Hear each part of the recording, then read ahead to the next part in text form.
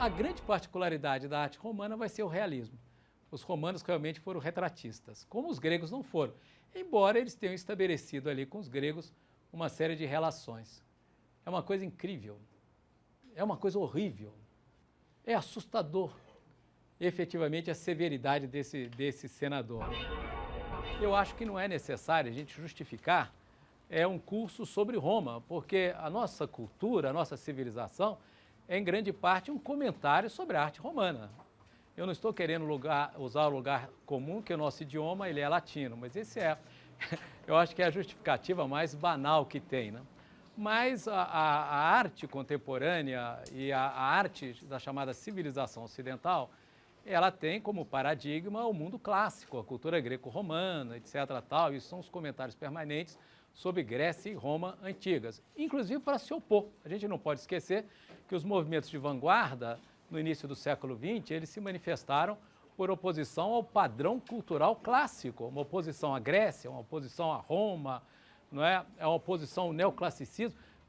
O neoclassicismo é uma imitação, o neoclassicismo no final do século XVIII, início do século XIX e tal, que é um movimento sem dúvida extraordinário, há grandes pintores neoclássicos tal, e há até um vínculo do neoclassicismo com as revoluções do século XVIII.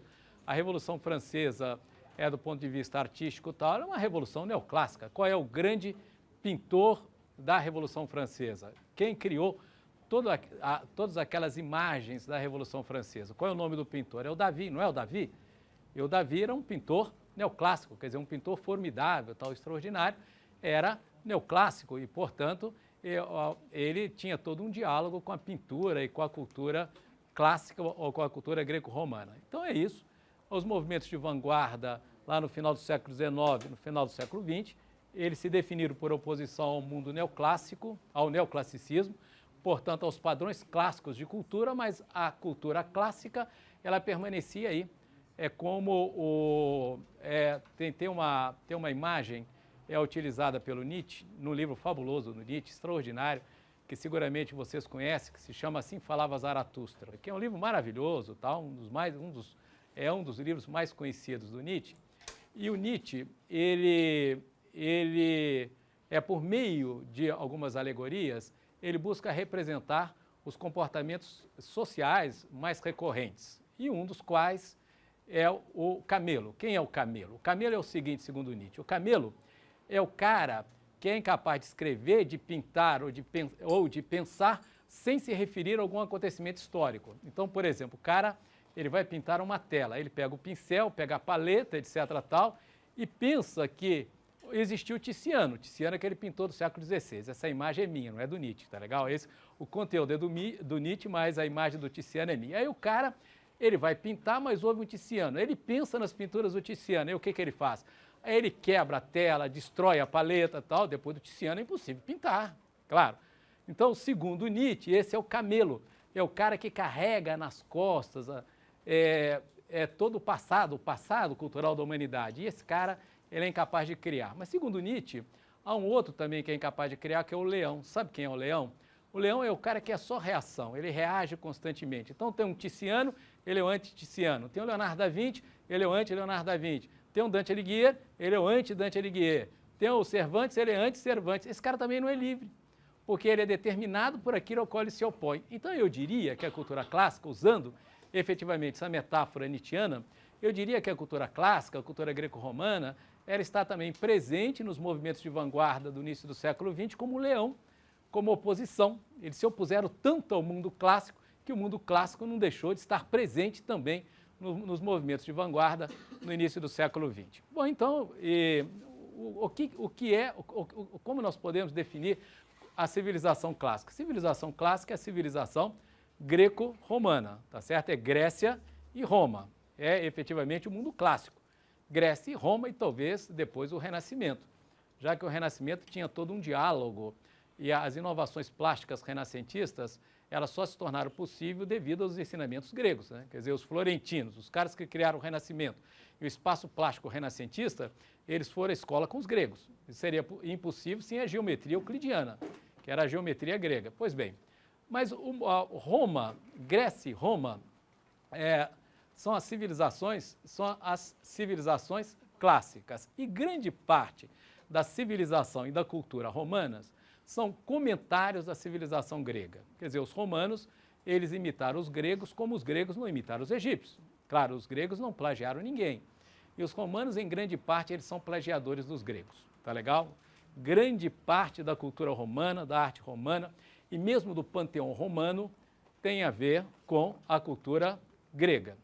Bom, a cultura grega é a cultura etrusca. Os etruscos dominaram Roma e os dois últimos reis de Roma eram etruscos. E os romanos entraram em contato com os gregos, os primeiros contatos dos romanos com os gregos se deram, os primeiros contatos, por meio dos etruscos, que havia um comércio realmente muito intenso, estreito entre a Etrúria e a Grécia. Mas apesar dos romanos, então, a cultura romana está muito vinculada com a cultura grega, com a cultura etrusca, havia um aspecto que era romano. Havia um traço que era exclusivamente romano. Quer dizer, houve um desenvolvimento original em Roma, apesar, eu volto a dizer, do diálogo da cultura romana com a cultura grega e com a cultura etrusca. Quer dizer, tinha uma coisa, um molho, ali um tempero.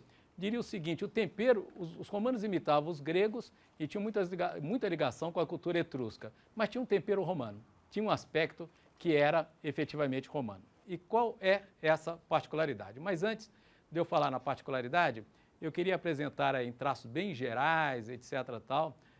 Os momentos da história política de Roma. Primeiro, a cidade de Roma, ela foi fundada no século VIII, por volta de 753 a.C.,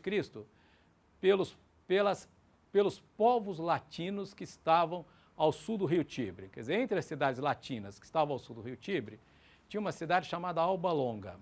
E essa cidade era permanentemente atacada pelos etruscos. Os etruscos estavam ao norte do Tibre, as cidades latinas ao sul do Tibre.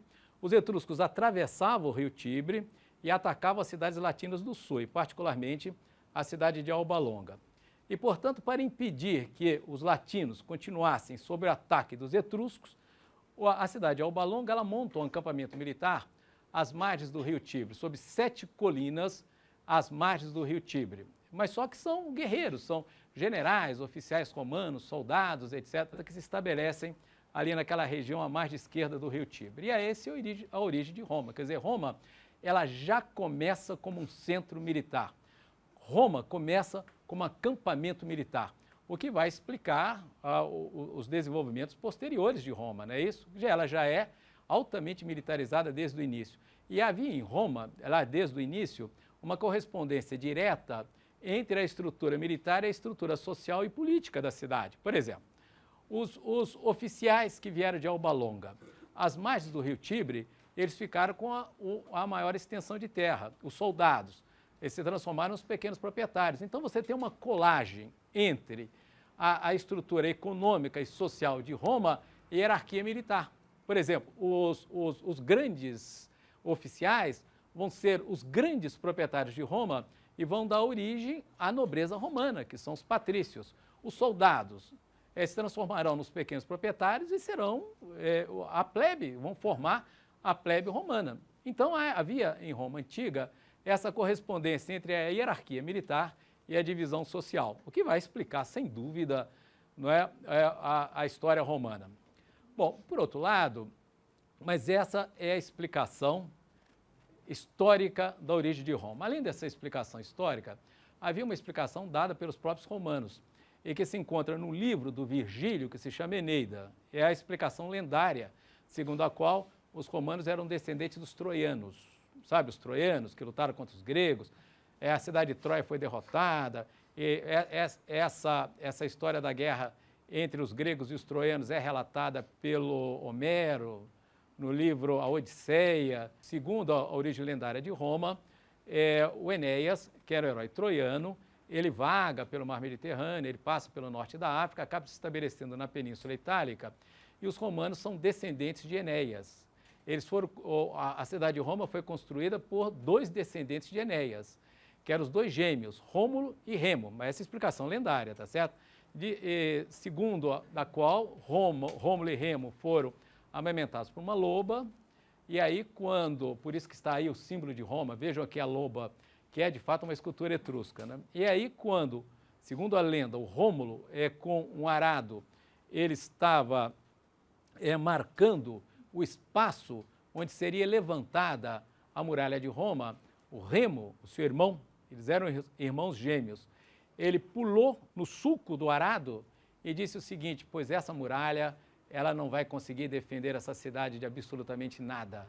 Essa muralha vai ser facilmente franqueada pelos inimigos. Olha a história lendária de Roma. Aí nesse momento, o Rômulo mata Remo, ele mata o seu irmão gêmeo e diz o seguinte: e isso vai ocorrer com todo aquele que um dia ousar ultrapassar as muralhas de Roma.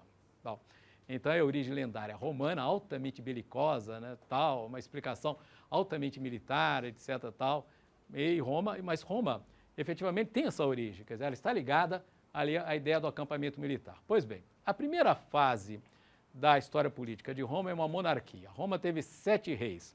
Os 2 últimos reis romanos foram etruscos. O Tarquínio Prisco e Tarquínio o Soberbo. De 753 até 509 a.C., nesse período, 753 a 509, era a monarquia romana. Quando os patrícios expulsaram o último rei etrusco, que era o Tarquínio o Soberbo, eles proclamaram a república. E o órgão político essencial da república era o Senado. E quem dominava o Senado eram os patrícios.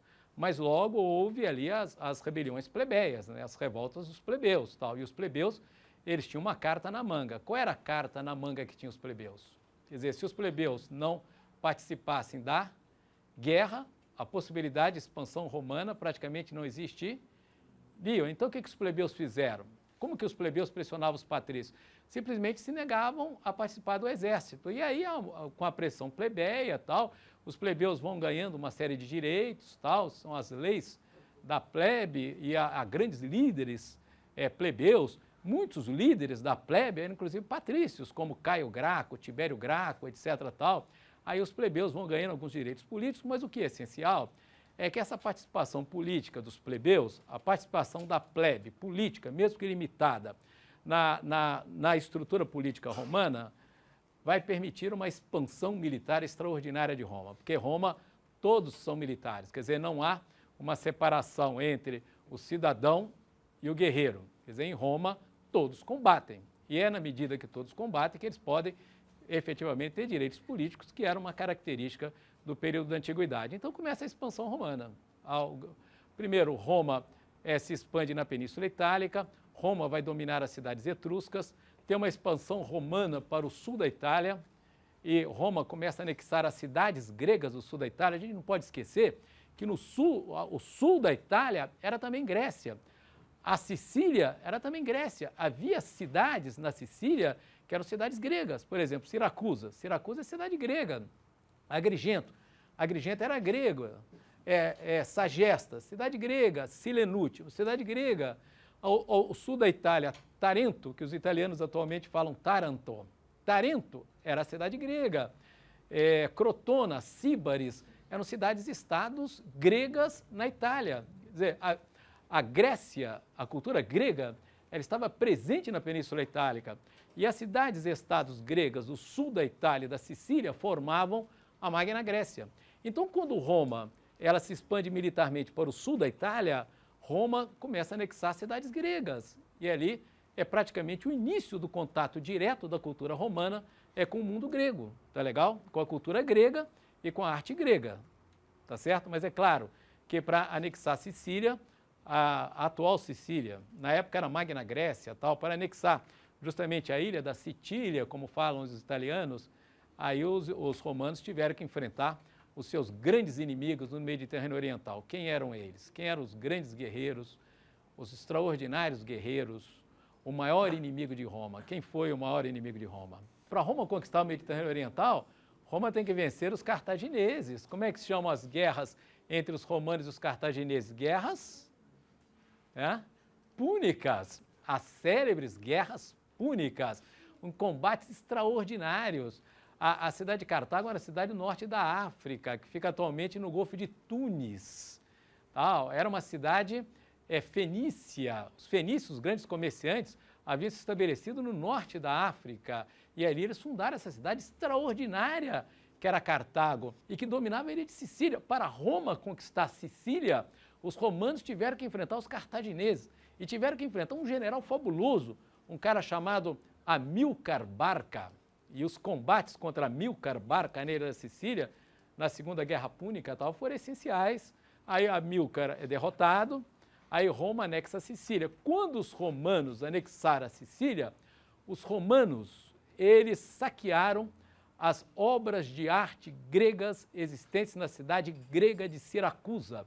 E Roma é inundada de esculturas gregas. Esculturas, porque os caras, à medida que eles vão dominando aquelas cidades gregas, as obras de arte das cidades gregas vão sendo levadas para Roma.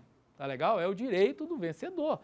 E quando eles dominaram a ilha de Siracusa jamais, eles dominaram a Sicília, a cidade de Siracusa, o triunfo do general vitorioso em Siracusa vai ser acompanhado pela exposição e pelo desfile de esculturas gregas. Roma vai sendo inundada por um patrimônio cultural e artístico grego. Mas isso na Segunda Guerra Púnica, quando eles venceram o Amílcar Barca, o general cartaginês.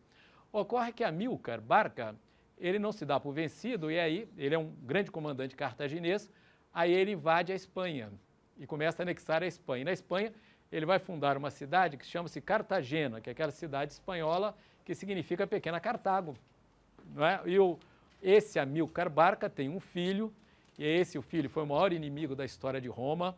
Segundo a lenda, diz que até pouco tempo na Itália, as mães falavam para os filhos dormirem, porque eles diziam o seguinte: vocês não estão dormindo e Aníbal vem pegar vocês, hein? Toma cuidado, hein? Pois é, isso ficou na lenda de Roma, porque o grande inimigo romano foi Aníbal, né? Aníbal, filho de Amílcar Barca, tal. Aníbal, o cartaginês, ele não conhecia Cartago. Ele saiu de Cartago, ele era criança, ele saiu com seu pai, Amílcar. Quando Amílcar foi derrotado na Sicília, tal, ele volta para Cartago, ele vai para a Espanha, começa a anexar a Espanha, e ele tem 3 filhos, que são 3 guerreiros, um dos quais é Aníbal, tanto que a casa do Amílcar na Espanha era conhecida como a Toca dos Leões, imagina. E um dos guerreiros era justamente o Aníbal. E aí tem uma história, a história de Roma é realmente absurdamente lendária, né? Tem uma história que deve ser lenda, de que quando o Amílcar sai de Cartago com seu filho pequenininho, que era o Aníbal, um dos maiores generais da história, um dos grandes guerreiros da história, e, portanto, uma pessoa horrível, porque a gente não pode enaltecer os guerreiros, né?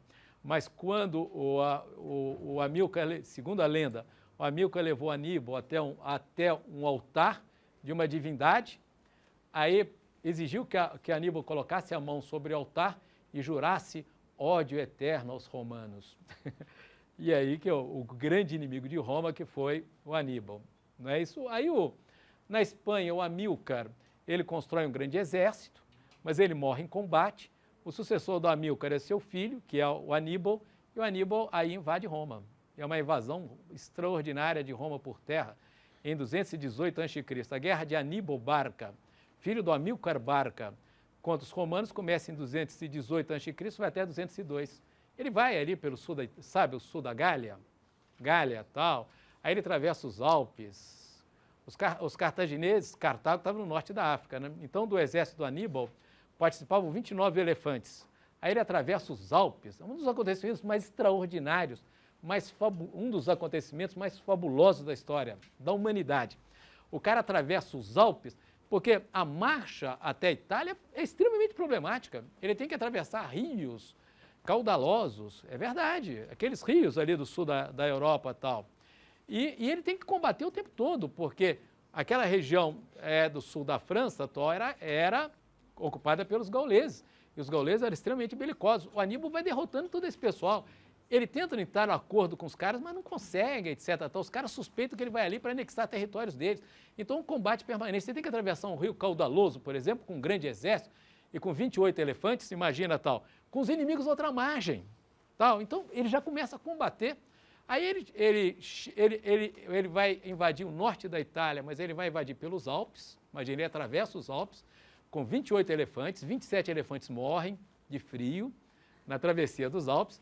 Aí ele desce para o norte da Itália tal, e começa a derrotar os romanos em uma série de batalhas, que são batalhas fabulosas, extraordinárias. Batalha, por exemplo, do Lago Trasímeno. No Lago Trasímeno, ele vence os romanos numa emboscada realmente muito bem planejada. Aí depois ele vai até o sul da Itália e ali tem, talvez, a maior batalha da história da humanidade, que chama-se Batalha de Cana, no sul da França atual, na Gália. Quando Aníbal passou por ali, ele matou em combate, não foi nenhum assassinato, foi um combate de um general romano chamado Cipião. E mais tarde ele vai ser derrotado pelo filho do Cipião, né, chamado Cipião africano, que vai vencer o Aníbal no norte da África. Mas o que interessa é que aí o Aníbal é no sul da Itália, ele vence um fabuloso exército romano com um exército extremamente reduzido e com um exército de muitas nacionalidades. Ele só tinha um miolo do exército do Aníbal, era só um miolo que era cartaginês. Tá legal? Então ele combatia ali um exército com pessoas que falavam diversos idiomas e tal. E o exército romano era 3 ou 4 vezes maior que o exército do Aníbal. E o Aníbal venceu os romanos na batalha de Cana e matou 100 mil romanos num dia. Num dia de batalha, ele liquida 100 mil romanos e não tomou Roma. Porque esse Aníbal era um grande general, ele era um péssimo político. Quer dizer, era o momento dele atacar imediatamente Roma, mas ele imaginou que depois dessa derrota com 100 mil guerreiros romanos mortos, Roma iria se entregar. Ele estava errado, né? Era Roma. Os inimigos dele eram os romanos. Os caras não se entregaram.